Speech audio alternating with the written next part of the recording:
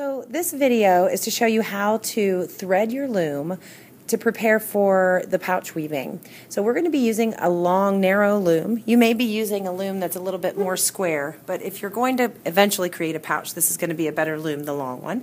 You need a pair of scissors, a Sharpie, and some thread. There may be some pieces already cut to length. If not, this is how you'll use it. Go ahead and put my name on the tape in Sharpie and my teacher's letter, whatever your teacher's letter may be. And I'm going to go ahead and get started. Now the first thing I'm going to do is put the tail end of my yarn just underneath the tape. It's just enough to hold it until I can tie the knot. Make sure you leave at least a finger's length, one finger, so that when you come back to tie that knot, you have plenty of string to do that with. So I'm going to go through the first slot. I'm going to call these tabs or teeth. The slots or slits are the spaces in between. The yarn part is going to be the front. The tape part is going to be the back. So here we go. We're going to go through the slot like flossing your tooth. You're going to come down to the next slot. We're not going to use two twice, so you can only use each slot one time. Around the tooth, up the front, around the tooth, down the front, up the tooth, up the front, around the tooth there, down the front, around the tooth, up the front, around the tooth, down the front, and out. And I'm going to hold it like this, and I'm going to cut. Okay? That leaves me enough yarn to tie my knot. Okay?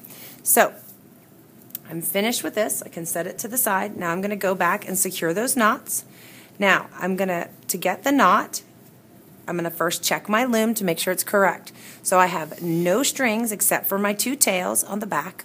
On the front, I have a set of guitar strings. I'm going to take this string, which is now in the back, go back around that tooth. Now see how I've doubled up? I'm going to go under the string. Do you see this big loop right here? I take this tail and go through the loop and pull. To get a square knot, I have to do it 2 times, so I'm going to take the end under the second string. Notice that I'm not on the first string, I'm on the second string. Trust me when I say this will make taking it off the loom a lot simpler.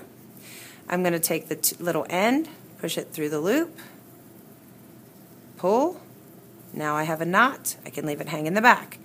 Now I have to do the other tail, so I'm going to turn it over, release it from the tape.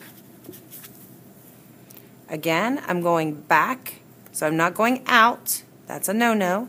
I'm going back around this second tooth so that I'm doubled up on the second string. Again, I'm going to make this little loop, go under and through, whoops, under and through, pull it, do it a second time.